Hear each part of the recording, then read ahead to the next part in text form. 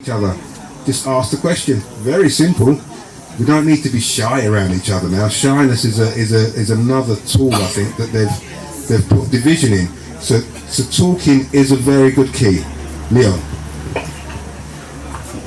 Thank you very much, Raz. On that point, I think this is a very interesting point about our concept of value exchange and how we work it. And there's something very interesting that Burning Man and Africa Burn talk about, and that is the gift economy. And that is where you give without expectation of return. I don't need you to barter and give me stuff. I trust that if you've got enough, you'll give to me. Or when someone has something, they'll give it to me, or when I need. And it's a different way of thinking. It's an understanding that we are all part of the collective, and I'm just giving back to myself. If I have more than enough, I just give out. Absolutely. Thank you. Thank you.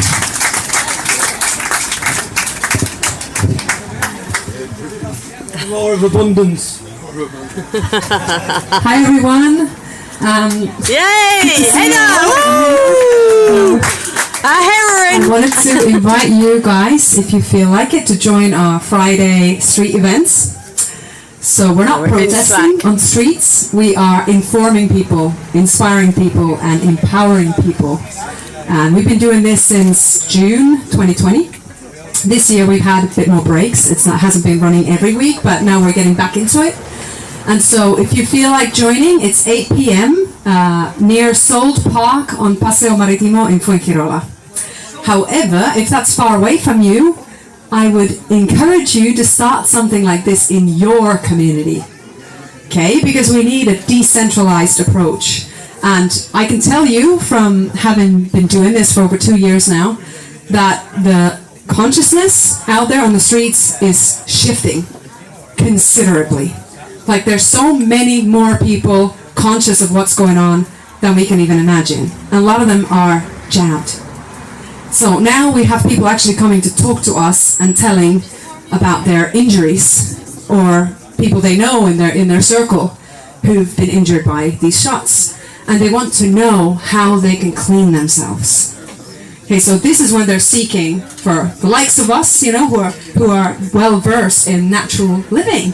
Herbalism, you know, the entheogenic plant medicines, energy healing, all of these things are like becoming a lifeline now for those out there who were coerced or duped into getting this poison shot.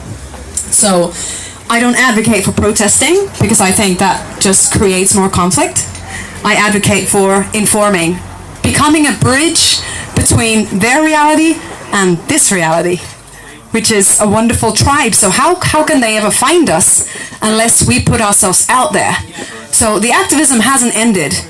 Okay, so even though we're building our parallel system, we need some of us out there shining that light of possibility of, look, there is another way. They don't know about this way. They don't know there are awesome people like you guys who are all, you know, focusing on different skills, different, you know, projects. They're not even aware that people like us exist.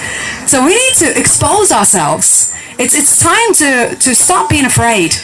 Stop hiding.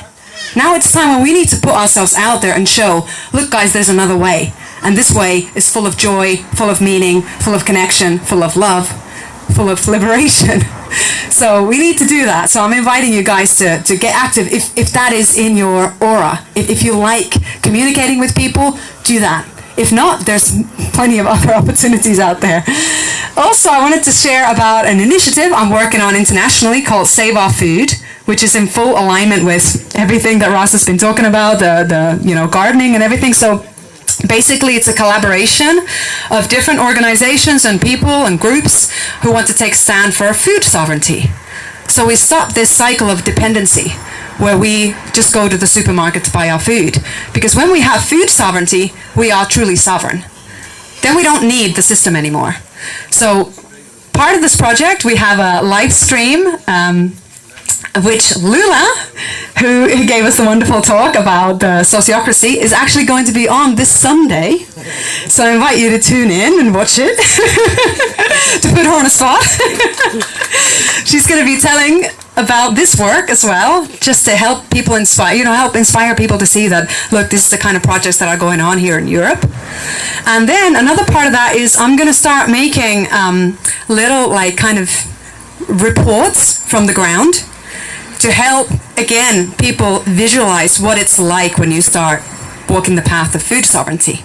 And so our campaign, which we just launched, is called Lawn to Food, or Lawns to Food. And so if there's anyone here who wants to do that, who wants to transform their garden or their lawn into a food forest, and wouldn't mind just letting a little bit of publicity on your land, doesn't have to say where you are or who you are, but I would love to come and just do a little bit of transformation, during transformation, and after transformation filming, and then we could publish that on the website of Save Our Food. So we have international connections, and I think any time where you see real people doing real things, it's the most inspiring content that we can create, because you're really truly showing the possibility of what all of us can do. So if you want to be in that project and you'd like me to come and do a little interview with you and maybe film a little bit your land and your project, then let me know. I'd love to do that. Yeah, so that's it. I'm in. No, fantastic. I mean, we can link that up with the tribe gardeners. We can definitely Make get through sure that. you thank them for Friday night. Hello, Richard. Yeah, we can link that with our tribe gardener. So definitely Henna. Now Henna, you've just heard Henna Marie. She's really, important in our fight.